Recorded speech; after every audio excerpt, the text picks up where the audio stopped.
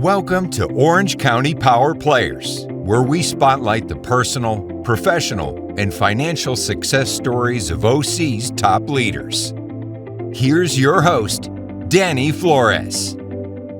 Welcome back to OC Power Players, where I interview some of the most successful people in Orange County. I'm Danny Flores, your host. Today's honored guest is Dr. Chad, zooming in from Huntington Beach. Dr. Chad is a board-certified sports physical therapist and strength conditioning specialist in Orange County. He is originally from the Midwest, where his current family resides. He has been practicing physical therapy for 13 plus years. He started his Life's Vision Repair Sports Institute in 2015. Dr. Chad's first passion in life was playing football. He personally has suffered many injuries during his career, including having 4 knee surgeries. He understands what patients and specifically athletes go through when being injured. Dr. Chad is grateful for his personal growth he acquired during his time playing college football and attending the University of Southern California, where he received his doctorate degree. He continues to strive to become a better therapist and leader for his team of employees at Repair. Repair Sports Institute is a product of Dr. Chad's years of experience in private practice and being on the sidelines of a sports therapist at the University of Cincinnati, supporting their football team. He loved the idea of being able to provide multidisciplinary approach to sports injuries in an outpatient private practice. He strongly feels that diversity and inclusion is not to be seen as weakness rather than strength. Therefore, Dr. Chad felt it is appropriate to have physical therapists work side by side with chiropractors, acupuncturists, sports massage therapists, and performance trainers. Welcome, Dr. Chad. Thank you. Thank you for the introduction. I appreciate it. Yeah. So tell us what prompted you to get started, how you did it, and where you're at now. Yeah, absolutely. So, you gave a great introduction. Definitely, what started my path was early on playing sports all through as a little kid, through high school. Football was, my true passion. Got the opportunity to play a little bit in college, but due to succumbing to many different injuries, which ultimately led to surgeries, that first kind of dream was very short-lived, but it helped kind of navigate a path for me to continue to work with athletes and more on the healthcare side versus actually being on the field. So I'm grateful for, the challenges that I had as an injured athlete, because it really pushed out my passion for helping others be able to succeed and reach their goals. And so that's really what initially started, the path from there. Was at Central Michigan University, where I got my exercise degree in physiology, nutrition background as well, and reached out and looked into the world of physical therapy, as I really wanted to be hands-on, more so than like a medical doctor. And so USC back at that time, and still to this day, has one of, if not the top program for the doctorate of physical therapy in the country. And so that's where I set my vision to, and it was started there as a student in 2008. Got my doctorate degree, great experience, very heavy research background. So that was great from a foundational standpoint, knowing truly what works from an evidence-based practice standpoint. And then went off to Cincinnati, where I got to take my, early on skill set and apply that working with athletes. And that was really where I first got my exposure, outside a little bit at USC, because I did work with their football team a little bit. But at Cincinnati, I was actually one of the physical therapists for the football team. And I got to see the collaborative approach, working with different professionals, that being at that time, athletic trainers, PT, chiro, massage, the coaches, the performance trainers. And I really liked that model. And when I thought about, is there clinics out there that provide this to the general public? And to my knowledge, there wasn't. And so when I came back to California post that program, I worked at a sports clinic, primarily just PT, great experience, but it did have the shortcomings in not being able to provide those other services. And so when I started my clinic in 2015, I hit the ground running right away, knowing that I wanted to have that multidisciplinary approach. And so I built it on a foundation of physical therapy, but being able to have other professionals under one roof work together in order to provide the most optimal treatment for that athlete to get them back to the field or back to work, because we don't just work with athletes, as efficiently as possible, was the model in a nutshell. And 10 years later, it's our 10-year anniversary this year, we're still doing it. We're constantly striving to make it even better yet. And so we are always pushing the boundaries as far as how can we continue to stay on top of the research. What's the latest and greatest treatment techniques, the latest and greatest modalities out there to help people, recover quicker. There's peptides, PRP, stem cells, so many different things. But what never kind of seems to go away, and I don't think it ever should, is really that one-on-one patient to doctor interaction, that manual therapy, that high level of functional exercise, being very specific with your diagnosing, which requires you to have a high level of evaluation skill set, which all of our therapists here, we push them to always come up with a diagnosis and be as thorough as possible, because that really dictates how long is this going to take? When can I go back to playing my sport or doing whatever it may be? So, yeah, it's been a crazy 10 years, and we've had much success, and we look to have much more success and ideally start to expand to multiple clinics in the very near future. Well, that's awesome. Congratulations on that. Thank you. Did you play for SC on their football team as well a little bit? No, I didn't play on their football team. I volunteered working with their athletic training staff. Right on. Yes. So I happen to be an alumni also, and I have a son who's a senior there right now. So that's kind of cool. Fight on.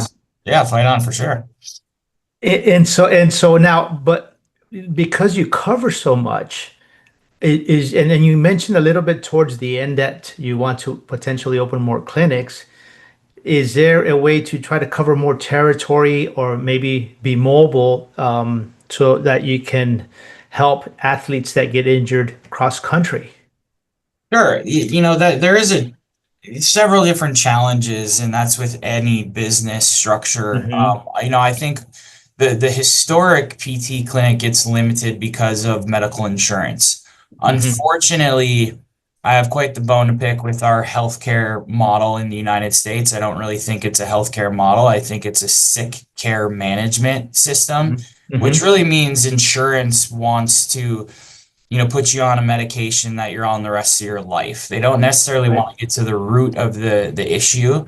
They want to just put Band-Aids on it and have you in their system forever. And because of that model, it really doesn't necessarily always support rehabilitation as much as it should, and it certainly doesn't support wellness like it should.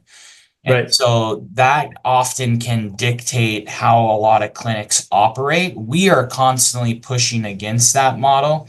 Unfortunately, in our area and pretty much throughout the country, clinics have become a high volume kind of model because insurance continues to pay less and less. And therefore that affects the quality of care. So that's kind of always the challenge of expanding. Yes, of course, there's clinics out there that have many, many, many different clinics. Well, they kind of fall into that high volume insurance model, which is not us. I want to expand, but I will only expand maintaining our values, which is high quality care, and in this multidisciplinary approach. So there's some limitations to the ease of that being able to expand. And is there a way to do it throughout the country? Yeah, I think you start with having worked out all the kinks in one location, and then you expand that because you are just replicating that model and you've worked it out over many, many years, which we have done, and we are kind of putting the final touches on that. Is there other ways of doing it maybe digitally? I think from what we do, which really does have a hands-on component, I think there's parts of it that can be digitally done from a consultation standpoint, information standpoint, Right. partnering with other facilities throughout the country to say, hey, this is who we are, this is our online model, and we want to make sure we get them into the hands of clinics that we have, evaluated to say, hey, you replicate our model rather well. I mean, that there's many different avenues that you could go down in order to make this work. It's a Right. bit Right. challenging to have a traveling therapist. That is something I do. I've traveled with our Olympic beach volleyball team for, going on 15 years. I've traveled with many NFL players individually throughout the country. Hmm. You can do those things and hire privately. It can be challenging to replicate that. But nonetheless, there's a lot of different opportunities out there. And I think with, never getting away from your core values allows you Hmm. to be able to expand when the time is right. Right. Right. Right. Yeah. And that would because the high quality service helps people recover better potentially. Yeah. Being able to expand your services countrywide to reach other athletes and maybe other people as well that are struggling and can't get that quality of service to be able to recover. Yeah. And I think that part of the challenge too is people don't necessarily know the difference between really good physical therapy or rehab in general Hmm. compared to just regular therapy, right? Hmm. There's a vast difference, but yet people don't necessarily know that because they really only have their experience. And in Right. some cases, people have no experience at all. And so that's part of our mission is to try to get out there and market and explain to people that we are very different. Not only just how we do physical therapy, but from a whole comprehensive approach, we have other professionals that we work together in order to Hmm. provide an even higher level of quality of care. So that's part of what we really try to get out there and do. And that's also part of the challenge is to really differentiate what we do compared to kind of just the run of the mill PT practice. So if somebody who's listening to us now, let's just say if you're an athlete, you might know where to go and what to do more so than just a regular person who's not an athlete because they haven't played sports because they don't have the contacts to the different people that can potentially help them in an injury. Yep. And somebody's feeling something, whether it's, on their knees, legs, back, shoulders, whichever, how do they know? How could somebody know, okay, am I going to go to the doctor? The doctor is just going to give me some prescription that makes the pain go away, but we know that that's not the cure. It's finding the cause of the pain that would tell you how to cure it or how to fix it. How would they know whether they go to the doctor, to a physical therapist such as yourself? That's a great question. And we actually have kind of saying it's flipping the pyramid. And the pyramid being that most of the time when people have aches or pains, they do a couple different things. They either ignore it and, oh, I'll just deal with it until the wheels completely fall off, which obviously Hmm. we don't suggest that. Right. Part of that kind of pathway is self-medicating, taking Tylenol, ibuprofen, just push it away. Or Hmm. they go to an urgent care or a doctor right away. Like any little thing happens, boom, I need to go to my doctor. And unfortunately, with that model is depending on the doctor, and this is where part of our model, we partner with really high quality doctors that don't do Hmm. this. Now, a Hmm. typical urgent care, really, they only have a couple tools, and even your general practitioner is only going to have a couple tools. Now, unfortunately, again, because of our sick care model that this country operates on, in order for the doctor to get reimbursed, they need to do imaging. So they'll often, no matter what, X-ray, MRI, here's some pain meds, anti-inflammatories, muscle relaxers. Hmm. That's the kind of basic arsenal that's going to get them paid the most from insurance. So in that scenario, the insurance is dictating how that doctor, basically treats their patients. That's very unfortunate because the majority of that doesn't need to get done. So our suggestion is really doing, and you have to be a self advocate nowadays. There's so much misinformation, poorly Hmm. guided information. It's kind of all over the map. And it's really no one to blame. It's just there's a lot out there. And so to me, it always starts with trying to educate yourself as best as possible. Hmm. And then once you have a better understanding of kind of the surface level of what's going on with my body than trying to find clinics like ours, because pretty much every state nowadays is what's called direct access. You don't have to go to a doctor to come to a PT. You can go directly to them. And then from there, how do I know if I'm at a good PT practice or not? Well, a good PT practice should put you through a head to toe evaluation for whatever is going on. If you have a little knee pain, they shouldn't just be looking at your knee and saying, oh, yeah, you got, your knee's inflamed, you need physical therapy, boom, let's get started. No, it should be a head to toe evaluation, watching you walk, watching you do squats, watching you do different various tests to see what functionally is off, what mechanically is not doing its job, and that is ultimately leading to your knee pain. And then they should be as specific to say, it's likely that you have a partial meniscus tear, or you may have, a partial ACL tear or a full ACL tear. You want to go to a provider that's going to give you a specific diagnosis to the best of their ability. Then from there, they're going to create a plan of care for you. In some scenarios, that may require them to refer out to a doctor to get an X-ray or an MRI. But the only time that we refer out for that is when we're thinking that rehab is not going to do enough for them, and they need to do potentially an injection or surgery. So we don't just refer out to get an image because we want an image. No, we refer out for an image because we're thinking it's likely they need an injection, which could be PRP, stem cell, or they actually need surgery, and let's do that sooner rather than later.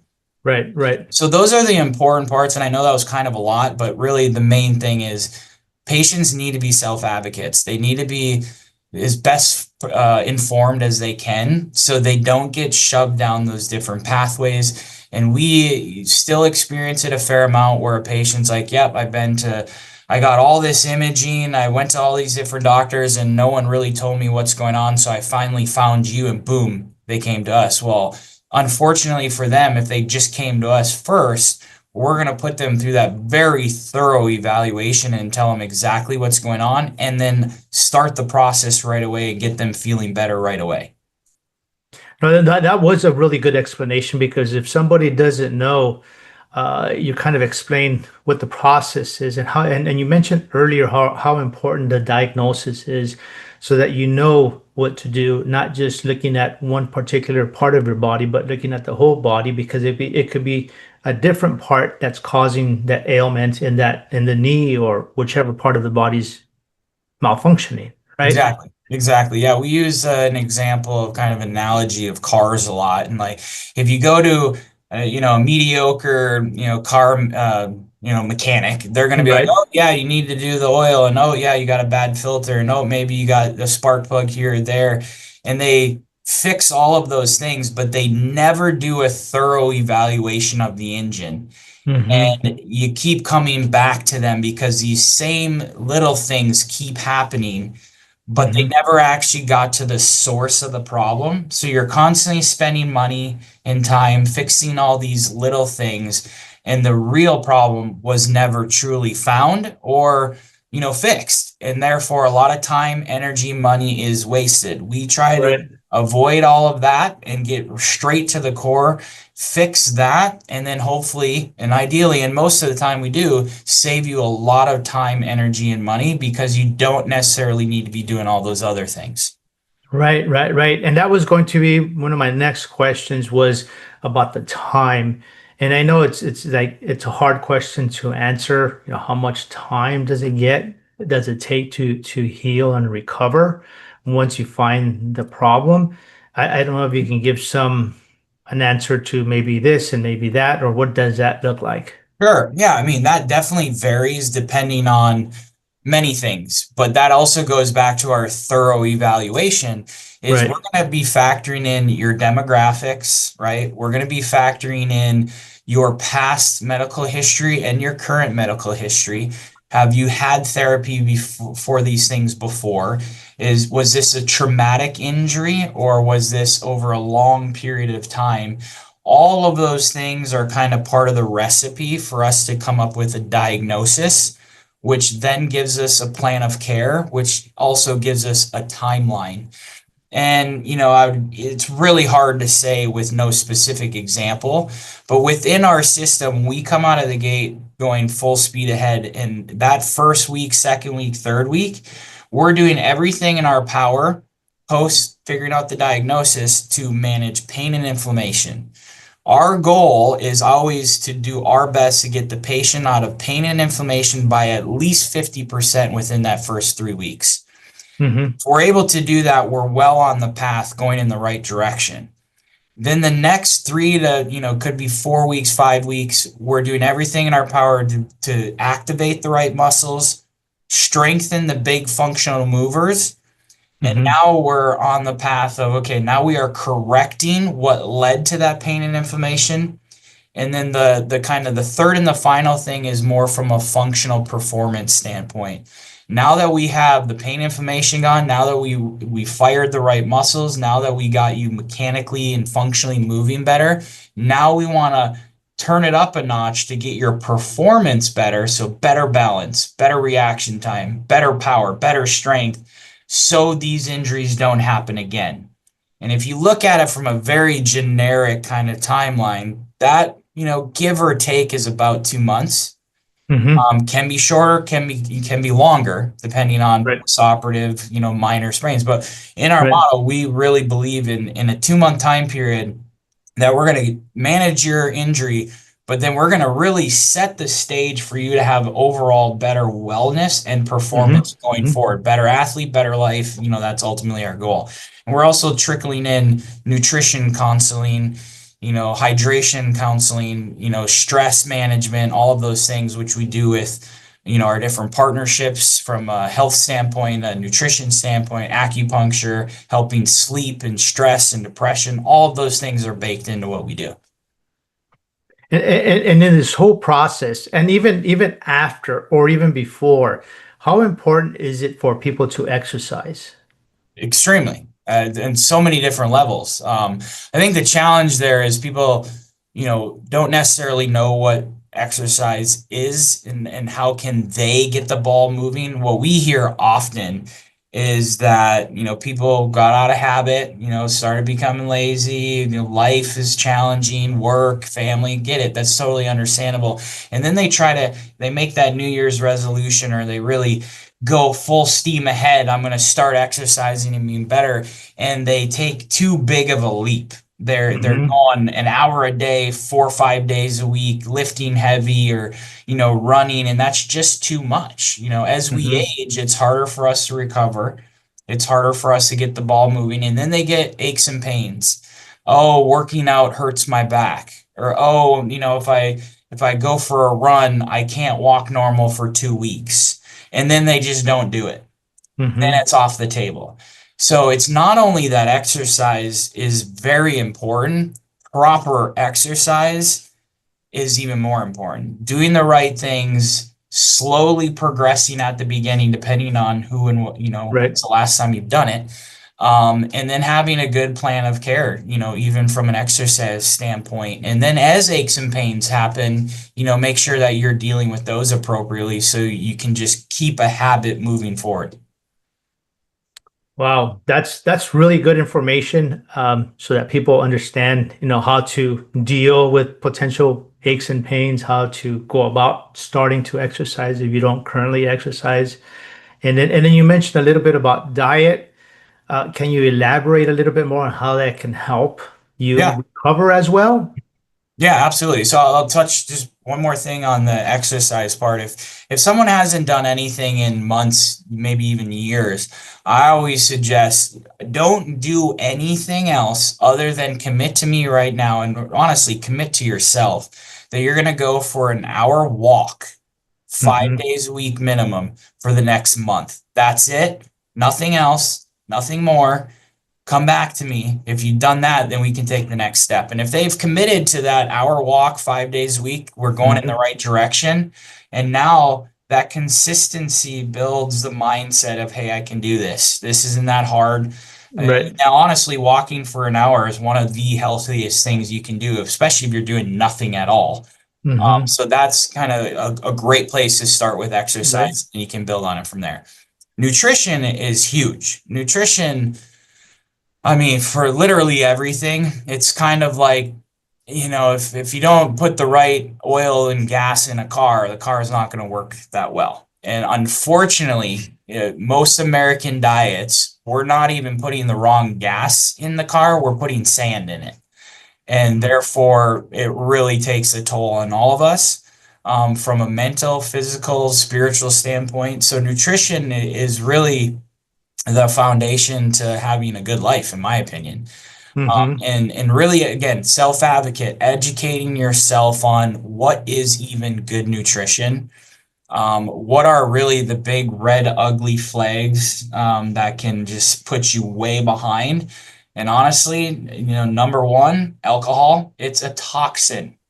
Alcohol is a toxic substance. If you are consistently putting that in your body, it makes your body really hard to function ideally. And that's just a little bit. Now, sure, a little bit here and there, red wine, something like that, it's not that big of a deal. But if you're consistently going out and partying on the weekends or drinking every day, that Right. is a toxic substance. So alcohol is a big one. Even more toxic is sugar. That doesn't mean you never consume sugar. I mean, that's pretty impossible, especially in American diet. But sugar, in my opinion, in 10, 15 years from now, when people really start to wake up and media is a little bit more truthful, we will look back at sugar in food just like we did with cigarettes. It is Mm-hmm. that bad. Sugar makes your body run in a very inflammatory state. When your entire body is inflamed, every system, every organ, it doesn't operate very well. And that's just on the surface. And now sugar, alcohol, add stress in there, not getting the right Right. nutrients, not getting the right supplements. Now you're not even giving those already inflamed, stressed out systems and organs. You're not giving them what they need in order to operate ideal. They just slowly but surely kind of go downward. Now Mm-hmm. your body's filled with free radicals. Boom, that's when cancer, that's when MS, that's when dementia and all those things step in. And that's why we consistently have an uptick in all of those in our population. Yeah, so that's another important thing, right? Exercise, taking care of your body, and making sure that you put the right nutrients in your body, right? Yeah. All the process. I mean, you go to the market and half of the food there is processed, and in our fast lives, we say we don't have time to cook, so we eat fast food or prepared food, which has lot of bad stuff in it. Right, right. Yeah, and it's hard. I totally get it, and unfortunately a lot of, seed oils are used in, these fast food restaurants and, not even real food. And you do it Hmm. because you don't have time, because you're on the go, but then it's hard for you to concentrate. You're tired all the time. You're Hmm. achy from your workouts because you're not recovering well. It's because you're not putting the right nutrients in there. So I get Right. it, but at the same, once you can flip the switch and be fully invested and give yourself enough time to put the right nutrients in, exercise consistently, and really do everything in your power to avoid the negatives, that will positivity will snowball, and then you'll start to see, what, it's not worth it for me to put Mm-mm. a real quick crap in me because all these negative things happen thereafter and I can't perform the way I want to perform. And I would imagine over the years of putting in good food in your body would have amazing effect, just as, like you said, over the years you can have bad effect of the bad food that you're putting in your body. Yeah. Well, and that's the beautiful thing. Our bodies are absolutely amazing. They Hmm. are they're in my opinion, everything in our body is there. It's a complete system, but you do have to take care of it, and you put the right nutrients in it. You do the right, mental work, spiritual Hmm. work, physical work. It really can take care of itself to really prevent, most any disease, for the most part. I mean, even infectious disease, I think it's kind of all built in some cases. Yeah, you need a little supercharge for it in order to get over Hmm. something, but for the most part, it's ready made. Yeah, no, that is so true. It's a little bit more work, and you have to figure it out. I mean, we can tell ourselves that we don't have time, but that's just an excuse. We have time for the things we want to do.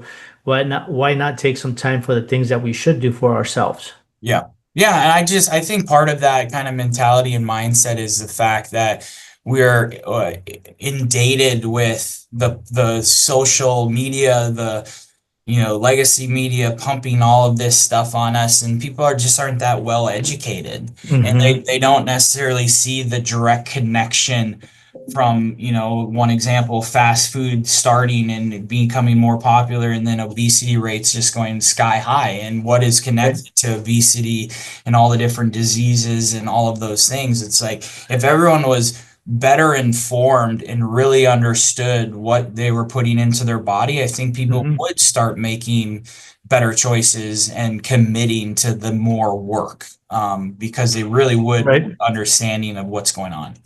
Yeah, no, 100%, 100%. So now as we get ready to wrap up our interview, what exciting things do you have on the pipeline for the next 6 to 12 months?